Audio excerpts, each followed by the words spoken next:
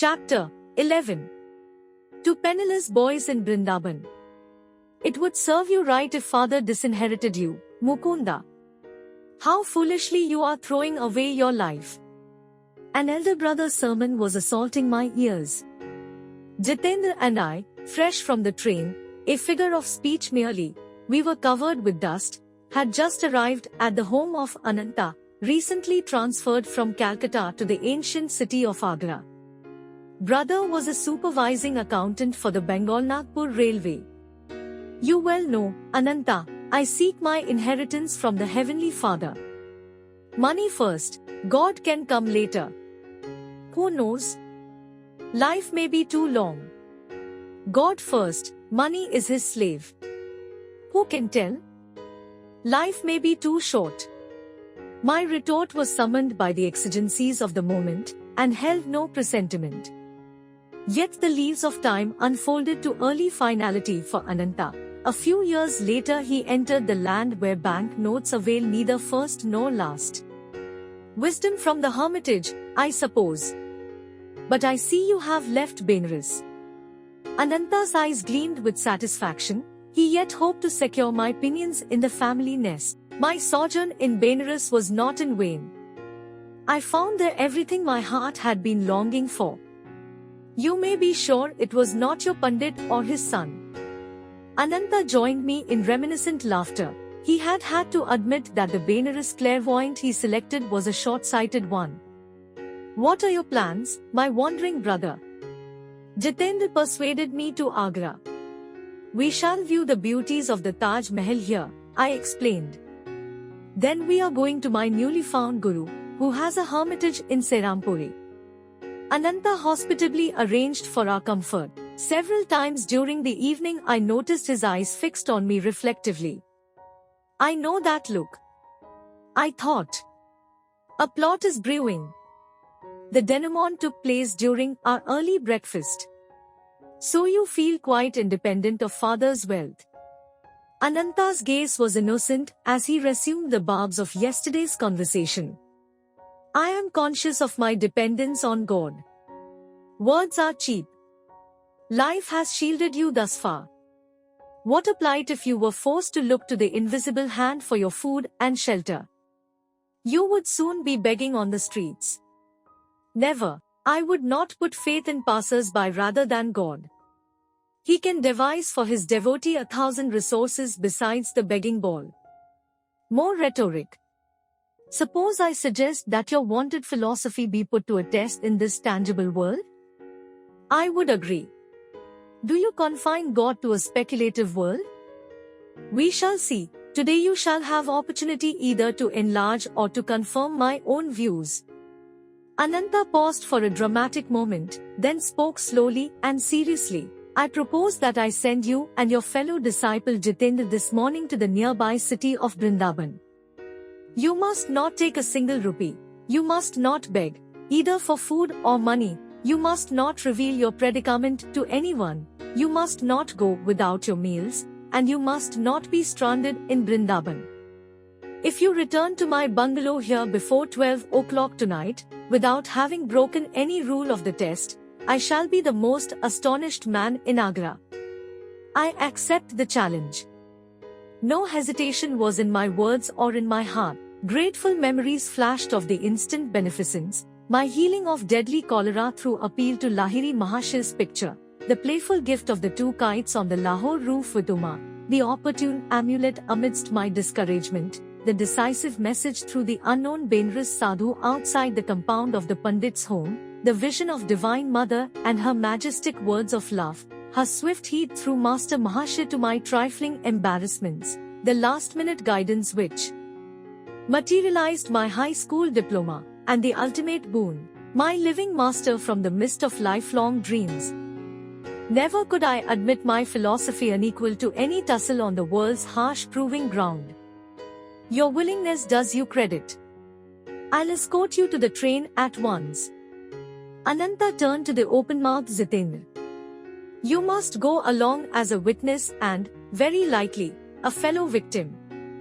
A half hour later Jitendra and I were in possession of one-way tickets for our impromptu trip. We submitted, in a secluded corner of the station, to a search of our persons. Ananta was quickly satisfied that we were carrying no hidden hoard. Our simple dhoti 11-3 concealed nothing more than was necessary. As faith invaded the serious realms of finance, my friend spoke protestingly. Ananta, give me 1 or 2 rupees as a safeguard. Then I can telegraph you in case of misfortune. Jitendra. My ejaculation was sharply reproachful. I will not proceed with the test if you take any money as final security. There is something reassuring about the clink of coins. Jitendra said no more as I regarded him sternly. Mukunda, I am not heartless. A hint of humility had crept into Ananta's voice. It may be that his conscience was smiting him, perhaps for sending 2 insolvent boys to a strange city, perhaps for his own religious skepticism. If by any chance or grace you pass successfully through the Vrindavan ordeal, I shall ask you to initiate me as your disciple. This promise had a certain irregularity, in keeping with the unconventional occasion. The eldest brother in an Indian family seldom bows before his juniors, he receives respect and obedience second only to a father. But no time remained for my comment, our train was at point of departure. Jitendra maintained a lugubrious silence as our train covered the miles. Finally he bestirred himself, leaning over, he pinched me painfully at an awkward spot. I see no sign that God is going to supply our next meal. Be quiet, doubting Thomas, the Lord is working with us. Can you also arrange that he hurry? Already I am famished merely at the prospect before us. I left Benares to view the Taj's mausoleum, not to enter my own. Cheer up, Jitendra. Are we not to have our first glimpse of the sacred wonders of Vrindavan? I am in deep joy at thought of treading the ground hallowed by feet of Lord Krishna. The door of our compartment opened, 2 men seated themselves. The next train stop would be the last. Young lads, do you have friends in Vrindavan? The stranger opposite me was taking a surprising interest. None of your business. Rudely I averted my gaze. You are probably flying away from your families under the enchantment of the stealer of hearts. I am of devotional temperament myself. I will make it my positive duty to see that you receive food and shelter from this overpowering heat. No, sir, let us alone. You are very kind, but you are mistaken in judging us to be truants from home. No further conversation ensued. The train came to a halt. As Jitendra and I descended to the platform, our chance companions linked arms with us and summoned a horse cab. We alighted before a stately hermitage, set amidst the evergreen trees of well-kept grounds. Our benefactors were evidently known here. A smiling lad led us without comment to a parlour. We were soon joined by an elderly woman of dignified bearing. Gauri Ma, the princess could not come. One of the men addressed the ashram hostess. At the last moment their plans went awry, they sent deep regrets. But we have brought 2 other guests. As soon as we met on the train, I felt drawn to them as devotees of Lord Krishna. Goodbye, young friends. Our 2 acquaintances walked to the door. We shall meet again, if God be willing. You are welcome here. Gauri Ma smiled in motherly fashion on her 2 unexpected charges. You could not have come on a better day. I was expecting 2 royal patrons of this hermitage. What a shame if my cooking had found none to appreciate it. These appetizing words had disastrous effect on Jitendra. He burst into tears. The prospect he had feared in Vrindavan was turning out as royal entertainment. His sudden mental adjustment proved too much for him. Our hostess looked at him with curiosity, but without remark. Perhaps she was familiar with adolescent quirks. Lunch was announced. Gauri Ma led the way to a dining patio, spicy with savory odors. She vanished into an adjoining kitchen. I had been premeditating this moment. Selecting the appropriate spot on Jitendra's anatomy, I administered a pinch as resounding as the one he had given me on the train. Doubting Thomas, the Lord works in a hurry, too. The hostess re-entered with a punkha. She steadily fanned us in the oriental fashion as we squatted on ornate blanket seats. Ashram disciples passed to and fro with some 30 courses. Rather than meal, the description can only be sumptuous repast. Since arriving on this planet, Jitendra and I had never before tasted such delicacies. Dishes fit for princes indeed, honored mother. What your royal patrons could have found more urgent than attending this banquet, I cannot imagine. You have given us a memory for a lifetime. Silenced as we were by Ananta's requirement, we could not explain to the gracious lady that our thanks held a double significance. Our sincerity at least was patent. We departed with her blessing and an attractive invitation to revisit the hermitage. The heat outdoors was merciless. My friend and I made for the shelter of a lordly kadamba tree at the ashram gate. Sharp words followed. Once again Jitendra was beset with misgivings. A fine mess you have got me into. Our luncheon was only accidental good fortune. How can we see the sights of this city, without a single pice between us? And how on earth are you going to take me back to Ananta's? You forget God quickly, now that your stomach is filled. My words, not bitter, were accusatory. How short is human memory for divine favors? No man lives who has not seen certain of his prayers granted. I am not likely to forget my folly in venturing out with a madcap like you. Be quiet, Jitendra. The same Lord who fed us will show us Vrindavan, and return us to Agra. A slight young man of pleasing countenance approached at rapid pace. Halting under our tree, he bowed before me. Dear friend, you and your companion must be strangers here. Permit me to be your host and guide. It is scarcely possible for an Indian to pale, but Jitendra's face was suddenly sickly. I politely declined the offer. You are surely not banishing me? The stranger's alarm would have been comic in any other circumstances. Why not? You are my guru. His eyes sought mine trustfully. During my midday devotions, the blessed Lord Krishna appeared in a vision. He showed me two forsaken figures under this very tree. 1. Face was yours, my master. Often have I seen it in meditation. What joy if you accept my humble services. I too am glad you have found me. Neither God nor man has forsaken us. Though I was motionless, smiling at the eager face before me, an inward obeisance cast me at the divine feet. Dear friends, will you not honor my home for a visit? You are kind, but the plan is unfeasible. Already we are guests of my brother in Agra. At least give me memories of touring Vrindavan with you. I gladly consented. The young man, who said his name was Pratap Chatterjee, hailed a horse carriage. We visited Madnamona temple and other Krishna shrines. Night descended while we were at our temple devotions. Excuse me while I get sandesh. Pratap entered a shop near the railroad station.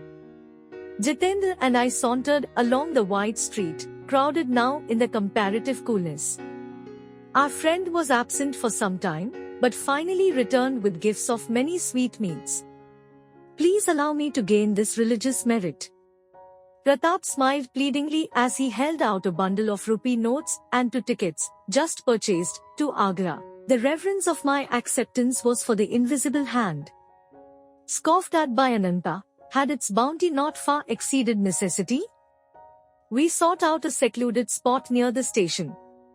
Pratap, I will instruct you in the Kriya of Lahiri Mahashiv, the greatest yogi of modern times. His technique will be your guru. The initiation was concluded in a half hour. Kriya is your Chinthamani, I told the new student. The technique, which as you see is simple, embodies the art of quickening man's spiritual evolution. Hindu scriptures teach that the incarnating ego requires 1,000,000 years to obtain liberation from Maya. This natural period is greatly shortened through Kriya Yoga. Just as Jagdish Chandra Bose has demonstrated that plant growth can be accelerated far beyond its normal rate, so man's psychological development can be also speeded by an inner science. Be faithful in your practice, you will approach the Guru of all Gurus. I am transported to find this yogi ki, long sought. Pratap spoke thoughtfully. Its unshackling effect on my sensory bonds will free me for higher spheres. The vision today of Lord Krishna could only mean my highest good. We sat a while in silent understanding, then walked slowly to the station. Joy was within me as I boarded the train, but this was Jitendra's day for tears. My affectionate farewell to Pratap had been punctuated by stifled sobs from both my companions. The journey once more found Jitendra in a welter of grief. Not for himself this time, but against himself. How shallow my trust! My heart has been stone. Never in future shall I doubt God's protection. Midnight was approaching. The two Cinderellas, sent forth penniless, entered Ananta's bedroom. His face, as he had promised, was a study in astonishment. Silently I showered the table with rupees. Jitendra, the truth. Ananta's tone was jocular. Has not this youngster been staging a hold-up? But as the tale was unfolded, my brother turned sober, then solemn. The law of demand and supply reaches into subtler realms than I had supposed. Ananta spoke with a spiritual enthusiasm never before noticeable. I understand for the first time your indifference to the walls and vulgar accumulations of the world. Late as it was, my brother insisted that he receive Diksha into Kriya Yoga. The Guru Mukunda had to shoulder the responsibility of 2 unsought disciples in one day. Breakfast the following morning was eaten in a harmony absent the day before. I smiled at Jitendra. You shall not be cheated of the Taj. Let us view it before starting for Serampore. Bidding farewell to Ananta, my friend and I were soon before the glory of Agra, the Taj Mahal. White marble dazzling in the sun, it stands a vision of pure symmetry. The perfect setting is dark cypress, glossy lawn, and tranquil lagoon. The interior is exquisite with lace-like carvings inlaid with semi-precious stones. Delicate reds and scrolls emerge intricately from marbles, brown and violet. Illumination from the dome falls on the cenotaphs of Emperor Shah Jahan and Mumtaz Mahal, queen of his realm and his heart. Enough of sightseeing. I was longing for my Guru. Jitendra and I were shortly travelling south by train toward Bengal. Mukunda, I have not seen my family in months. I have changed my mind, perhaps later I shall visit your master in Serampore. My friend, who may mildly be described as vacillating in temperament, left me in Calcutta. By local train I soon reached Serampore, 12 miles to the north. A throb of wonderment stole over me as I realized that 28 days had elapsed since the Benares meeting with my Guru. You will come to me in 4 weeks. Here I was, heart-pounding, standing within his courtyard on quiet Rai Ghat lane. I entered for the first time the hermitage where I was to spend the best part of the next 10 years with India's Janmathar.